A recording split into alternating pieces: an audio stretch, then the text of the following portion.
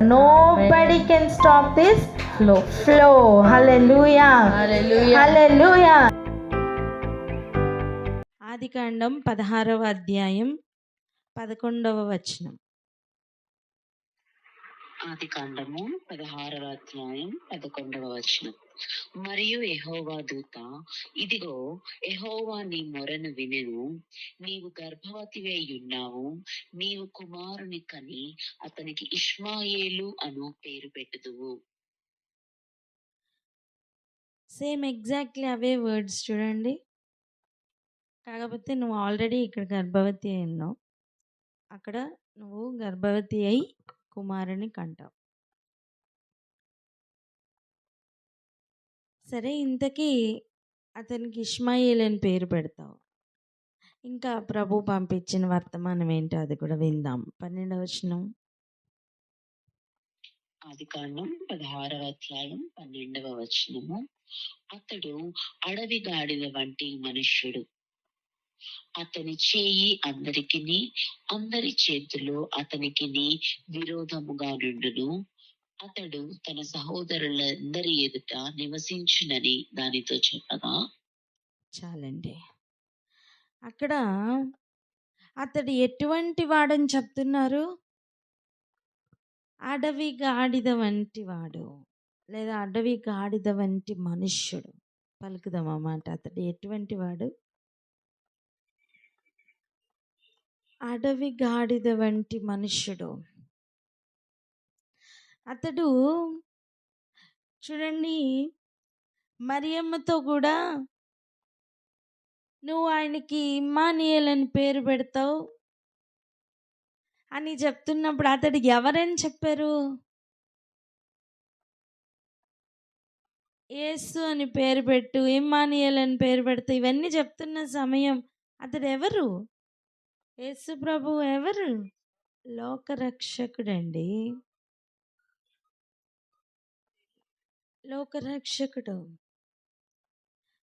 ఒక్కొక్కరిని భూమి మీదకి పంపించేటప్పుడు వారి స్వభావం ఎలా ఉండబోతుందో, ఎలా ఉంటుందో దేవునికి ఆల్రెడీ తెలుసండి. ఈ వ్యక్తి వస్తున్నప్పుడే దేవునికి తెలుసు అతను ఎలాంటి వాడో. అతను ఎలాంటి వాడట? అడవి గాడిద వంటి వాడు. ఈ అడవి గాడిద ఎలా ఉంటుంది? ఈ అడవి గాడిద యొక్క స్వభావం ఏంటి? రండి వెళ్దాం. యోబు గ్రంథం 39వ అధ్యాయం. యోబు గ్రంథం 39, 5వ వచనం, 6వ వచనం చదువుదాం, 7 వరకు చదువుదాం. 9వ అధ్యాయము 5వ వచనము 6వ వచనం. అడవి గాడిదను స్వేచ్ఛగా పోనిచ్చిన వాడెవడు? అడవి గాడిద కట్లను విప్పిన వాడెవడు? నేను అరణ్యమును దానికి ఇల్లుగాను, ఉప్పు పర్రను దానికి నివాస స్థలముగాను నియమించి తిని. 7వ వచనం కూడా చదువు.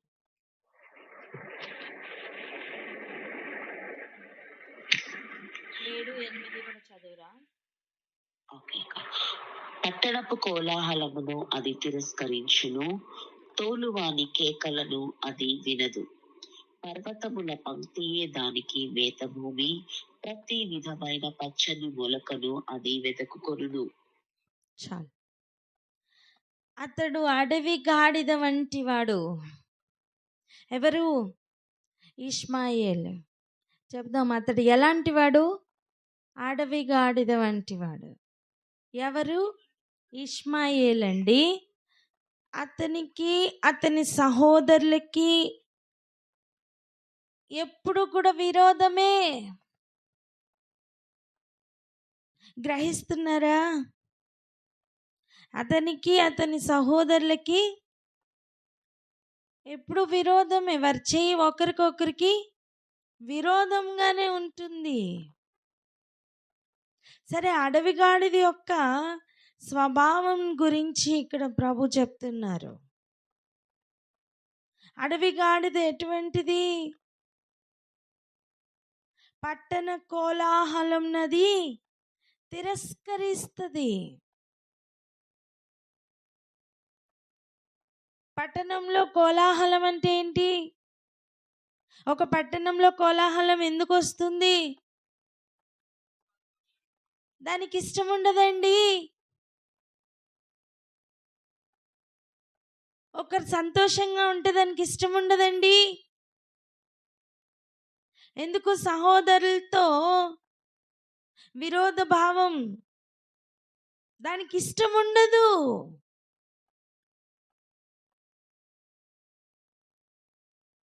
తోలువాని కేకలను అది వినదు, దానికి వినుబుద్ధి లేదు. అసలు దాని కట్లు ఎవరు విప్పుతారని అడుగుతున్నారు దేవుడు. యేసు ప్రభు శిలువ మరణానికి ముందు గుర్తుందా? ఒక పట్టణంలోకి వెళ్ళి ఏం చేయమన్నారు?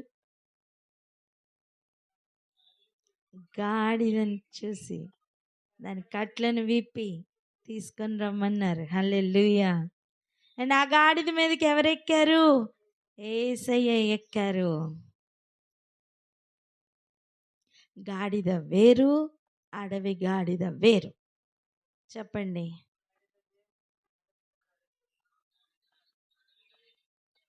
అడవి గాడిద వేరు. గాడిద వేరు, అడవి గాడిద వేరు. అది తోలువాని కేకలను వినదండి. దానికి పట్టణంలో సంతోషం ఇష్టం ఉండదండి.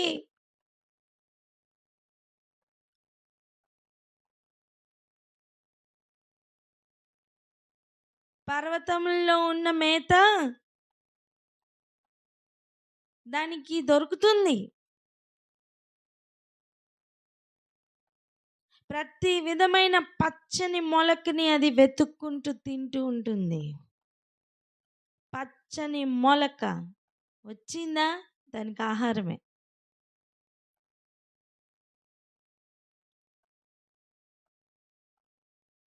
దానికి అరణ్యమే ఇల్లు. ఉప్పు బర్రెలన్నీ కూడా దానికి నివాస స్థలాలు. స్తోత్రం. నేను అలా చేశాను అని అడవి గాడిద గురించి చెప్తున్నారు. అదే అడవి గాడిద గురించి ప్రస్తావన తీసుకుని వచ్చి ఈ వ్యక్తి కూడా అటువంటి వాడు అని చెప్తున్నారు. వింటున్నారా? నువ్వు గర్భవతిగా ఉన్నావు, నువ్వు కుమారుని కంటావు, అతనికి ఇష్మాయేల్ అని పేరు పెడతావు.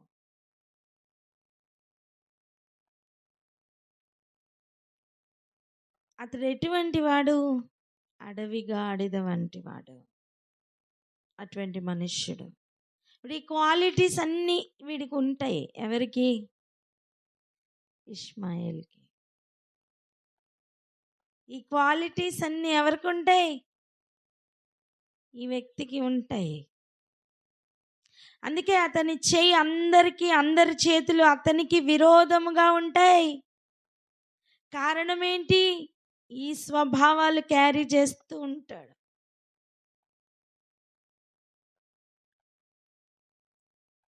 ఇప్పుడు ఎవరు? ఇష్మాయేల్ యొక్క తల్లి ఎవరు? హాగర్. చెప్పండి, ఇష్మాయేల్ తల్లి ఎవరు? హాగర్.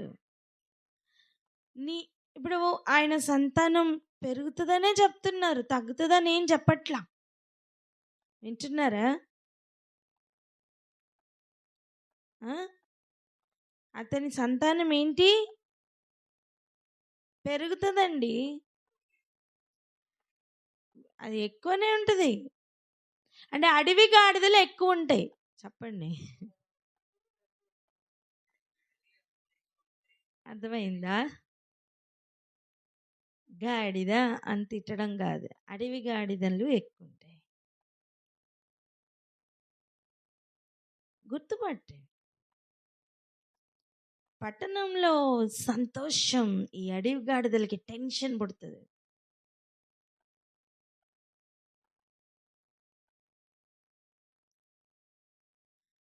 హాగరు ఎవరు?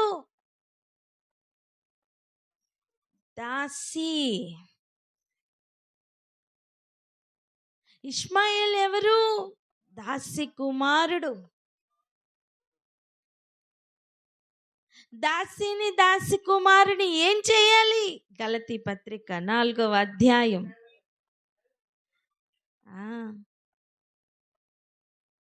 నువ్వు వెళ్ళగొట్టకపోతే ఏమవుతుంది?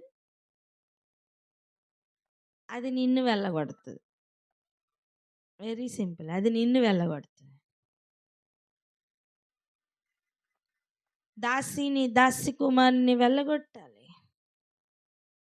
చదువుదాం రండి, 4వ అధ్యాయం, గలతీ పత్రిక 4వ అధ్యాయం 29 నుండి 31 వరకు చదువుదాం. గలతీయులకు రాసిన పత్రిక 4వ అధ్యాయం 29 నుంచి 31 వచనముల వరకు. అప్పుడు శరీరమును బట్టి పుట్టినవాడు ఆత్మను బట్టి పుట్టిన వానిని ఎలాగూ హింస పెట్టెనో ఇప్పుడును అలాగే జరుగుచున్నది. ఇందును గూర్చి లేఖనమేమి చెప్పుచున్నది? దాసిని దాని కుమారుని వెళ్ళగొట్టుము, దాసి కుమారుడు స్వతంత్రురాలి కుమారునితో పాటు వారసుడై ఉండడు. కాగా సహోదరులారా, మనము స్వతంత్రురాలి కుమారులమే కాని దాసి కుమారులము కాము. హల్లెలూయా. దాసి కుమారుని యొక్క స్వభావం ఎటువంటిది అంటే హింస పెట్టే స్వభావం. ఎన్ని క్లూస్ దొరుకుతున్నాయి చూసారా? హింస పెట్టే స్వభావం అండి. గనుక సహోదరులతో వీడు ఎన్నడూ కూడా సంతోషంగా ఉండలేడు. సహోదరుల యొక్క సంతోషం వీనికి సంతోషం పుట్టించదు. పట్టణ కోలాహలం వీనికి నచ్చదు.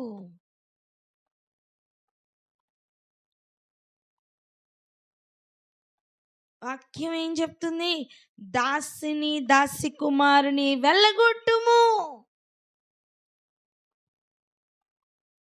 స్వతంత్రాల కుమారుడితో లేదా స్వతంత్రుడితో వారసుడుగా ఈ దాసి కుమారుడు అడవి గాడిద ఉండనేరడు. వేరెవరి గురించో చెప్తున్నారా? ఎవరి గురించి చెప్తున్నారండి? దాసి కుమారుడు గురించే చెప్తున్నారు. ఎవరు? ఇష్మాయేల్ కాదా? దాసి కుమారుడు ఎవరు? ఇష్మాయేల్.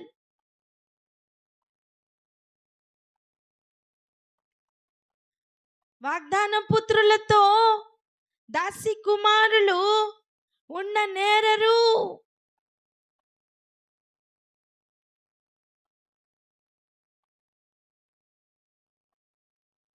నువ్వు ఆల్రెడీ నిలిచి ఉన్నావు. నువ్వు ఆల్రెడీ అబ్రహాం సంతానమే కావచ్చు, నీ సంతానం విస్తరించి ఉండొచ్చు, నువ్వు గొప్పవాడు కావచ్చు. కానీ నువ్వెవరు అని ఎలా బయటపడుతుంది అంటే తండ్రితోనే ఉంటావు. ఇంతకాలం నాతోనే కదా ఉన్నావు. తండ్రి అడుగుతున్నమాట అదే కదా అండి, అవునా? లూకా సువార్త 15వ అధ్యాయం, అక్కడే ఉన్నాం మనం. శనివారం రోజు మనం క్లోజ్ చేసుకున్న పాయింట్ అదే కదా. మాట్లాడరే, వెళ్దాం రండి అక్కడికి.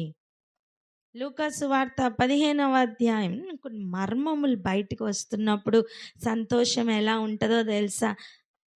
గర్భంలో గంతులు వేస్తున్న పిండం వలె ఉంటుందండి.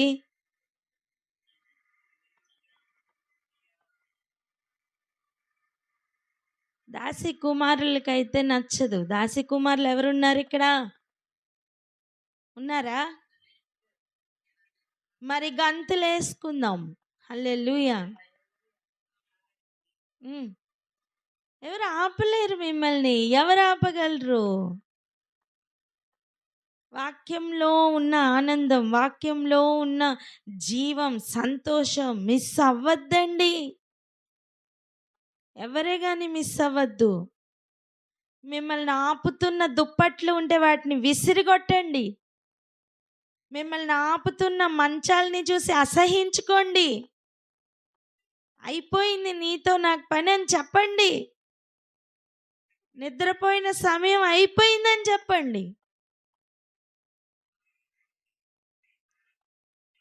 పగలు సమీపిస్తున్నప్పుడు మత్తుతో చెప్పండి, నీతో నాకు ఇంక పని లేదని.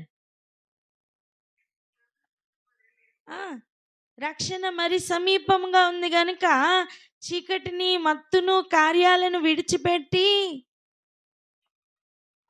వెలుగు కొరకు ఎదురు చూస్తున్న వాని వలె రక్షణ కొరకు ఎదురు చూద్దాం. మత్తును, మత్తు క్రియలను, చీకటిని, చీకటి క్రియలను విడిచిపెడదాం. హల్లెలూయా. రండి లూకాసు వార్త 15వ అధ్యాయానికి వెళ్దాం.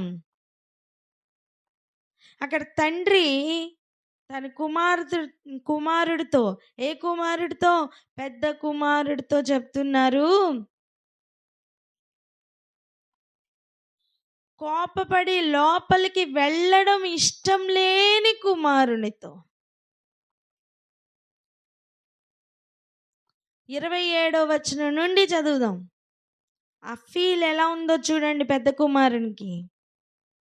15వ అధ్యాయం. ఆ దాసుడు అతనితో, నీ తమ్ముడు వచ్చి ఉన్నాడు, అతడు తన యొద్దకు సురక్షితముగా వచ్చినందున నీ తండ్రి కొవ్విన పశువును వధించెననెను. అయితే అతడు కోపపడి లోపలికి వెళ్ళనల్లకపోయెను గనుక అతని తండ్రి వెలుపలికి వచ్చి లోపలికి రమ్మని బతిమాలుకొనెను. అందుకతడు తన తండ్రితో, ఇదిగో ఇన్ని ఏండ్ల నుండి నిన్ను సేవించుచున్నానే, నీ ఆజ్ఞను నేనెన్నడూ మీరలేదే. అయినను నా స్నేహితులతో సంతోషపడినట్లు నీవు నాకెన్నడూ ఒక మేకపిల్లనైనా ఇయ్యలేదు. అయితే నీ ఆస్తిని వేశ్యలతో తిరివేసిన ఈ నీ కుమారుడు రాగానే వీని కొరకు కొవ్విన పశువును వధించితివని చెప్పెను. అందుకతడు, కుమారుడా, నీవెల్లప్పుడూ నాతో కూడా ఉన్నావు, నావన్నీయు నీవి, మనము సంతోషపడి ఆనందించుట యుక్తమే. ఈ నీ తమ్ముడు చనిపోయి తిరిగి బ్రతికెను, తప్పిపోయి దొరికెనని అతనితో చెప్పాను. హల్లెలూయా. తండ్రితోనే ఉన్నాడు ఇంతకాలం, తండ్రితోనే ఉన్నాడు. కానీ తండ్రి స్వభావం అయితే రాలా. ఎవరి స్వభావం మనం వీనిలో చూస్తున్నాం? దాసి కుమారుని స్వభావం చూస్తున్నామండి. అడవిగాడిది వల్లే బిహేవ్ చేస్తున్నాడండి. కట్లు విప్పబడని వాని వలె, పట్టణపు కోలాహలం నచ్చని వాని వలె వెలుపలనే ఆగిపోయిన స్థితి. అండ్ కంపారిజన్ ఏమంటున్నాడు? వీడు ఎవరు? ఇప్పుడు వచ్చినవాడు, చనిపోయి తిరిగి వచ్చిన వాడిని గురించి. వేశ్యలతో తిరిగి నీ ఆస్తినంతా పాడు చేస్తే వీడి కోసం మళ్ళీ నువ్వు సంతోషంగా ఉన్నావా?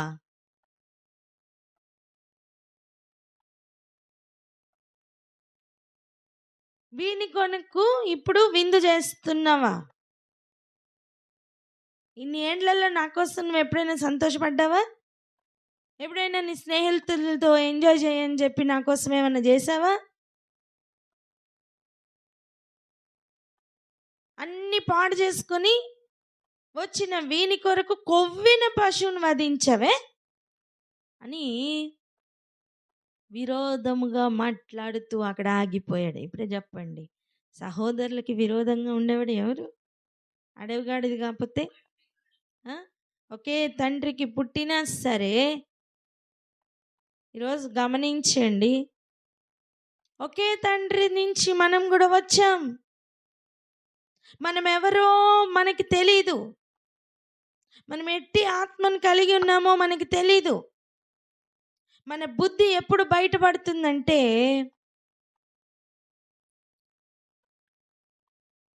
చిన్న కుమారుడు వంటి వారు అన్నీ పాడు చేసుకొని, సమస్తం పాడు చేసుకొని, తనకిచ్చిన ఆధిక్యతను అంతటినీ పాడు చేసుకుని చనిపోయి తిరిగి బ్రతికినట్టుగా తండ్రి చెంతకు చేరి కూలివాని వలె ఉంటున్న వారిని చూసి వ్యసన పడుతున్న ఉద్దేశములు గనక బయటపడుతుంటే అప్పుడు గుర్తుపట్టండి, నా లోపల నాకే తెలియని అడవిగాడితో ఉన్నాడు అని.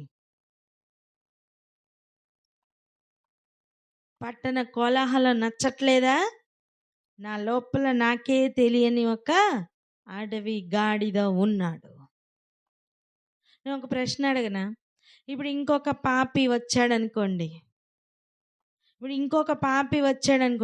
చిన్న కుమారుడు కూడా ఇలాగే మాట్లాడతాడా?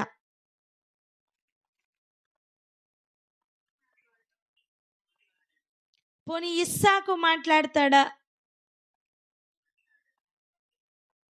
ఇమ్మానియేల్ మాట్లాడతారా? హల్లెలూయా. సహోదరుని ప్రేమించుట అంటే అదండి. సహోదరుని ప్రేమించుట అంటే అది. వేశ్యలతో సాంగత్యం చేస్తున్నప్పుడు తెచ్చిపెట్టుకోమని చెప్పట్లా, కానీ చనిపోయి తిరిగి బ్రతికిన అనుభవం ఉన్నప్పుడు మాత్రం తెచ్చిపెట్టినప్పుడు నీ సంతోషంలో నీ సంతోషం కూడా కలుస్తుంది.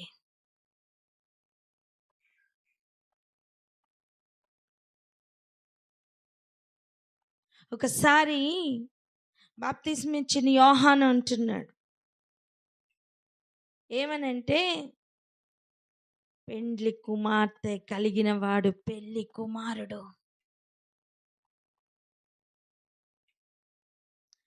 పెళ్లి కుమారుణ్ణి చూసినప్పుడు నా సంతోషం పరిపూర్ణమవుతుంది అని.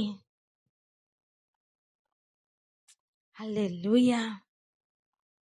ఎలా ఉంటుందండి అసలు ఆ లెవెల్ ఎలా ఉంటుంది?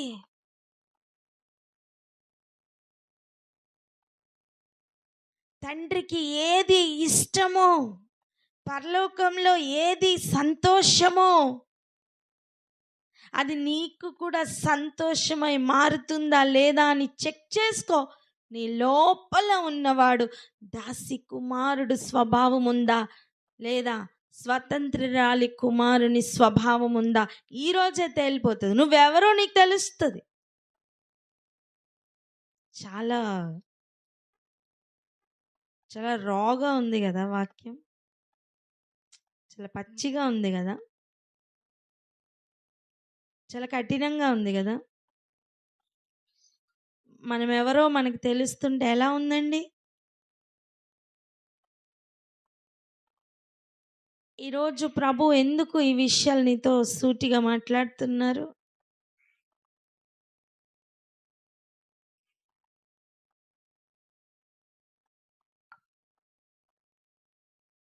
ఆలోచన చేద్దాం. మనకి సంతోషం ఉండాలి, అది పరిపూర్ణం అవ్వాలి. ఇంకో లెవెల్ చూద్దాం. నిలిచి ఉన్న వారిని ఇంకొక లెవెల్లో చూద్దాం. చెప్పండి అన్నమాట.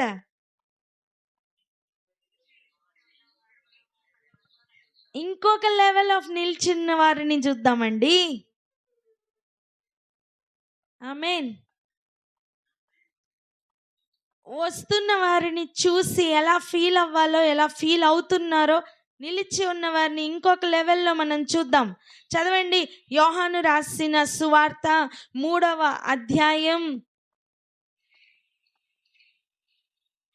28 నుండి 30 వరకు చదువుదాం. 3వ అధ్యాయం 28 నుంచి 30 వచనములు. నేను క్రీస్తును కాననియు ఆయన కంటే ముందుగా పంపబడిన వాడనే అనియు చెప్పినట్లు మీరే నాకు సాక్షులు. పెండ్లి కుమార్తె గలవాడు పెండ్లి కుమారుడు. అయితే నిలువబడి పెండ్లి కుమారుని స్వరము వినని స్నేహితుడు ఆ పెండ్లి కుమారుని స్వరము విని మిక్కిలి సంతోషించును. ఈ నా సంతోషము పరిపూర్ణమై ఉన్నది. ఆయన హెచ్చవలసి ఉన్నది, నేను తగ్గవలసి ఉన్నది. హల్లెలూయా, హల్లెలూయా. వింటున్నారా? అయితే నిలువబడి హల్లెలూయా నిలిచి ఉన్న మరొక గుంపు, నిలిచి ఉన్న మరి ఒక గుంపు, హల్లెలూయా. వింటున్నారా?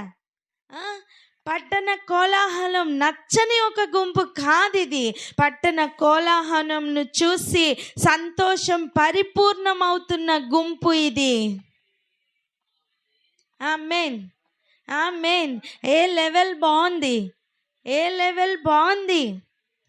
ఒకటి సంతోషం పరిపూర్ణమవుతున్న గుంపు, ఇంకొకటి సంతోషమే లేక లోపలికి కూడా వెళ్ళడం ఇష్టం లేక కష్టపడుతున్న ఒక గుంపు. ఏ గుంపులో ఉందాం ఆలోచించండి. స్నేహితుడుగా చెప్పుతున్న మాట ఏమని? ఆ పెండ్లి కుమారుని స్వరం విని మిక్కిలి సంతోషించును. పెండ్లి కుమారుని సంతోషం విని మిక్కిలి సంతోషిస్తున్న గుంపు.